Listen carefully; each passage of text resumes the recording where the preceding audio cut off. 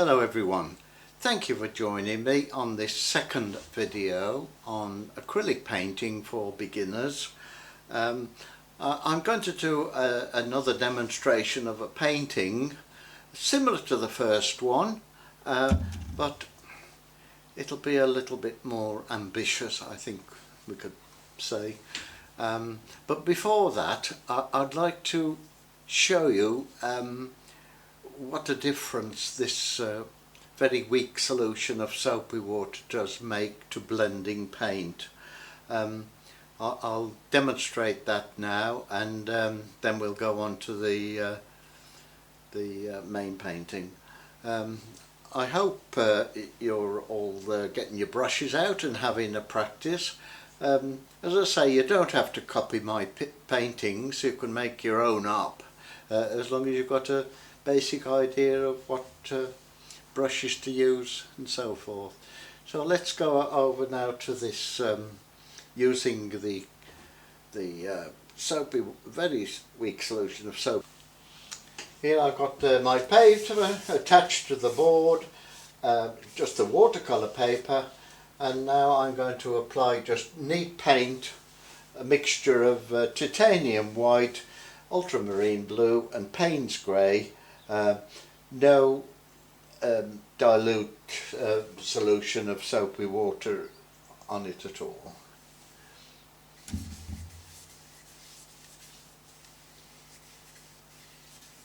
As you can see, it's going on quite well.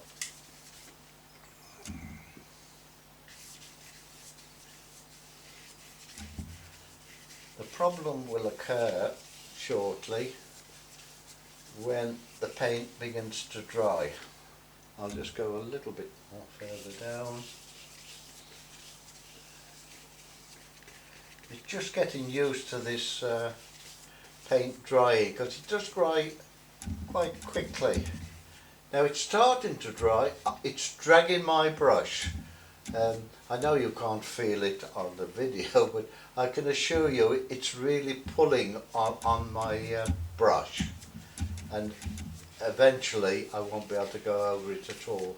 So I'm going to add now a tiny bit of soapy water, and you'll see immediately it goes on so easily. It just glides over the paper, because this soapy water, it's a wetting agent, and it breaks the surface tension of the paper down, and it enables you to blend a lot easier. I'll go on down now with it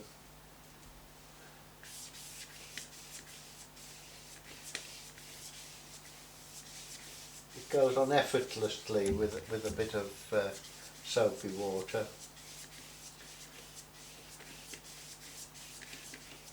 It's starting to dry on the top again, so all I need to do is just re-wet it.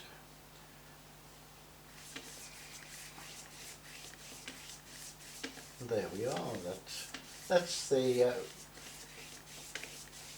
why we use soapy water. You can buy a proper Winsor & Newton make a medium called Flow Improver, which again, it's just a wetting agent, so if you prefer that, get the Flow Improver.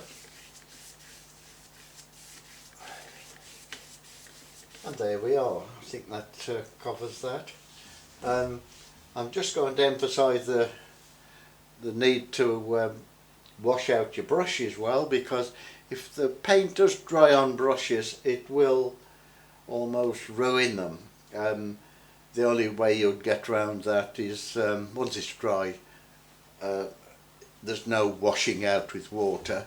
You'd have to use one of these paint strippers, which is not very nice. So that just for the sake of washing brushes out, you won't get into any trouble.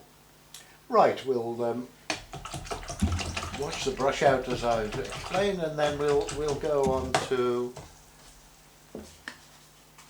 the main painting.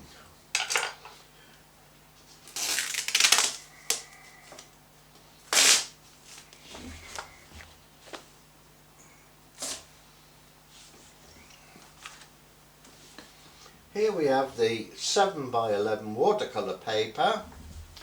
I'm just going to mark off now. I want to put a 1/4 inch border around. As I say, it does make the painting more attractive. Just mark off the border. It's difficult to put the masking tape on. You can't see where you've been, so what I generally do is mark it off with a pencil, and then you can work to the pencil lines. So here we go.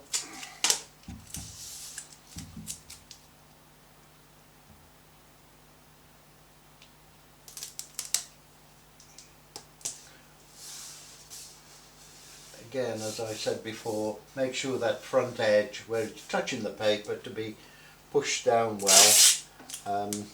We don't want paint leaking underneath it, we want a nice clean edge. There we go. We'll do the sides as well. About 1/4 inch.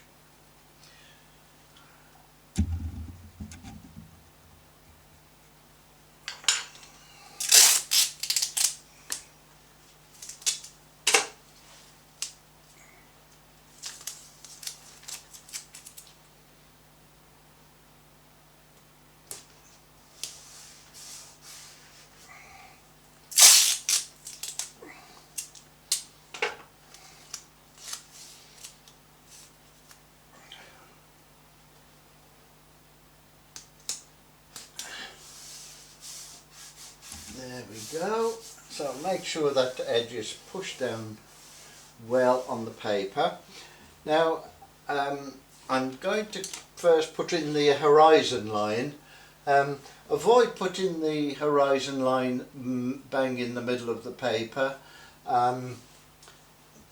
We talk about this golden ratio, whereas the paper is divided into a third. So if you imagine that's going to be divided into a third, roughly about there. So I'm going to use coloured masking tape here, so I'm able to see the top edge of the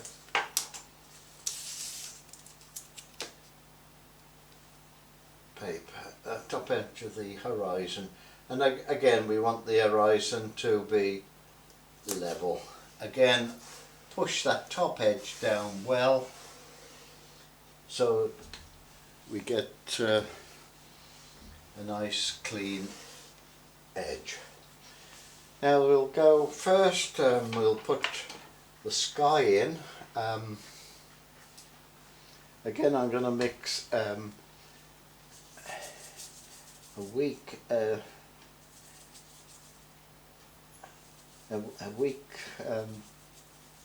painting of a bluey grey. Let's have a look at that. I think we want a bit more grey in that. I want to give quite an atmospheric look to the painting this time, as if a storm is building up or is already built up. So we'll put some lines in, add a little bit of the water.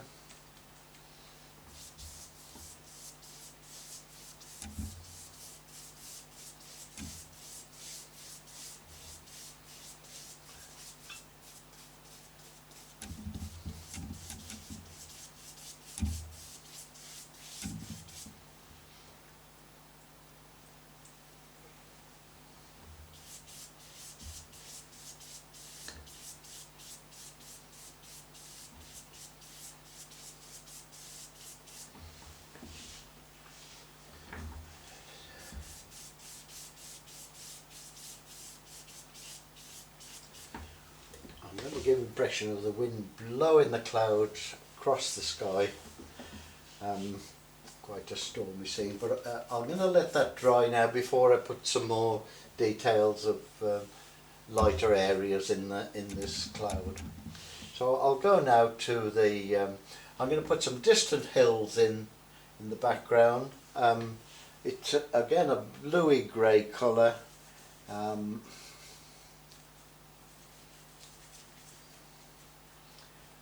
don't want it very, much too dark.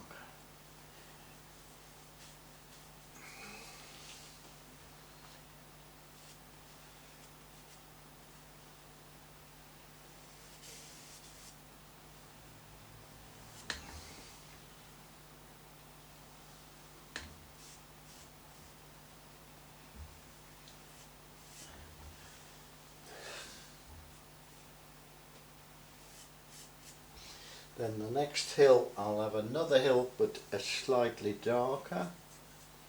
Again, this is just getting used to tones. As they get darker, they will appear to be coming forward.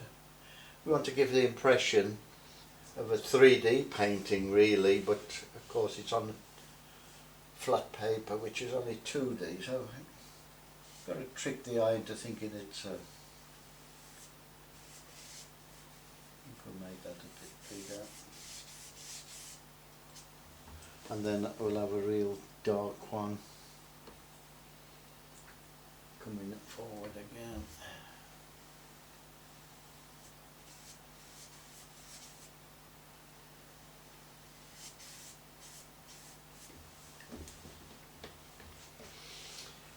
Right, wash the brush out.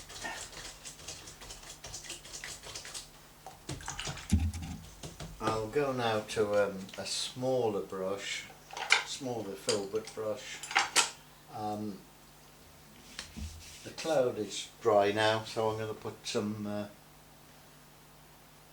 titanium white in. I want to get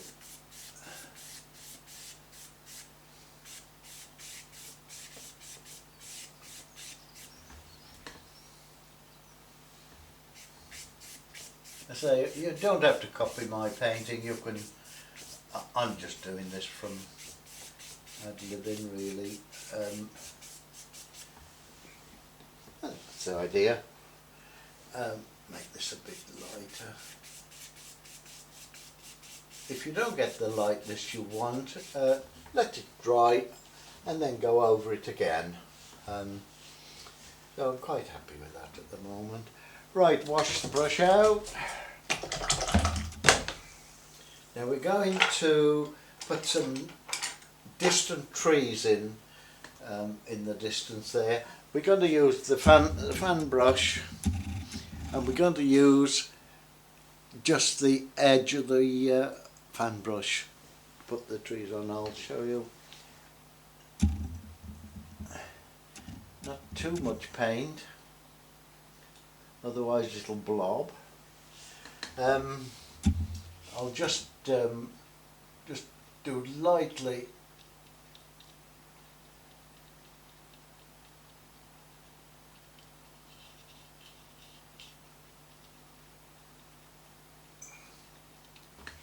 that type of thing. So we'll just have a little row of trees, forest in the.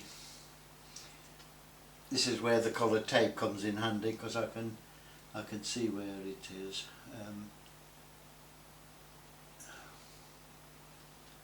Different heights, just to give it a bit more interest.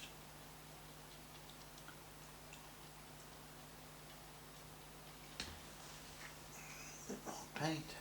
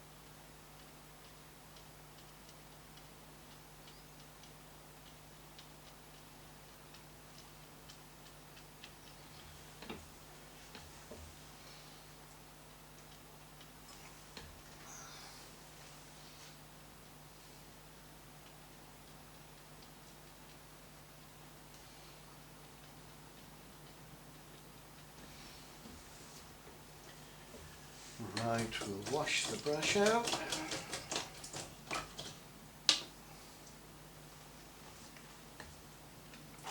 I'll remove the masking tape now.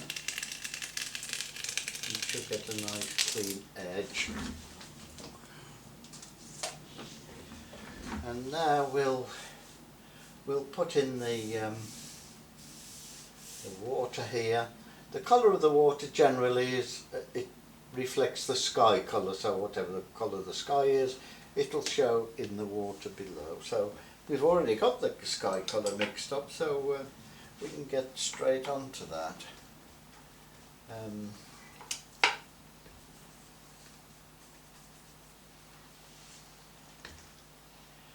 I'd like to just have a little bit of white showing just on the foreshore there, so a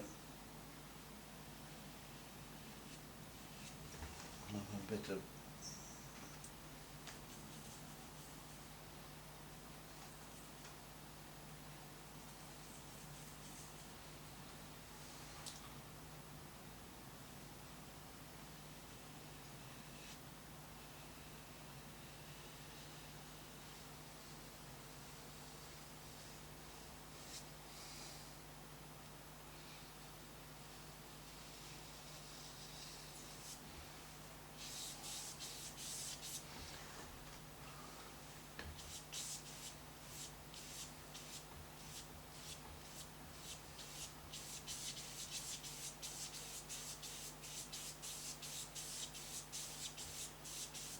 again, you can get the paint to start to break up a little, to give that a bit of sparkle on the water with a dry brush. I think I'm just a little bit too wet at the moment, so dry the brush off.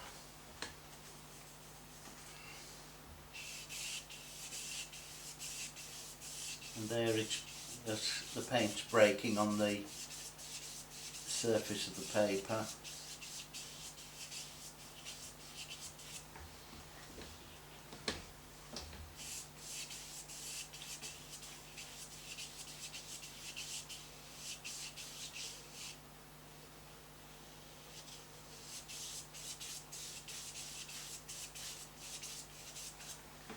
And you can, if you like, put indication of a bit of a wave in the distance. If it's in the distance, obviously they'll be quite small. So I'm picking up a bit of titanium white with the fan brush, not too much paint on, and just put an indication of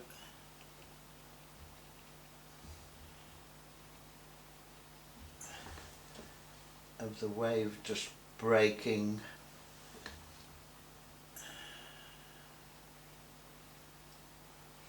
And as they come forward, you can afford to get bigger.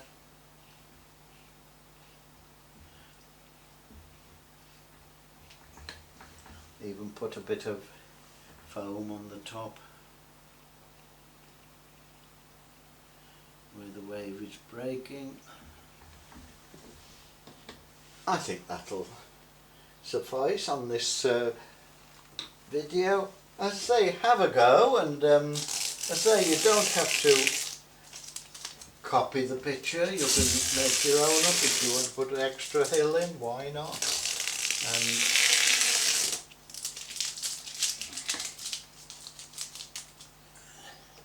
the important thing is to have a go, practice, as you know, makes perfect. So there we are, that's the finished item, and I hope you'll enjoy having a go at that.